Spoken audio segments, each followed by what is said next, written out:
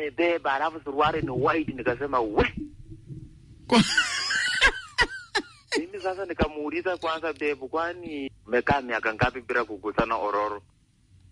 Hii ni miaka 2. Ati kugusana nini? Nikaambia umekaa miaka ngapi bila kugusana ororo? Akaniambia Alibaba miaka 2. Nikaambia miaka 2 na nikapa akikweli babe uko na mataka akisunipeko tu hata kamoja. Akaniambia Alibaba ati ngoja takuonesha mambo. Si tukarudi kwa gari tukakaa.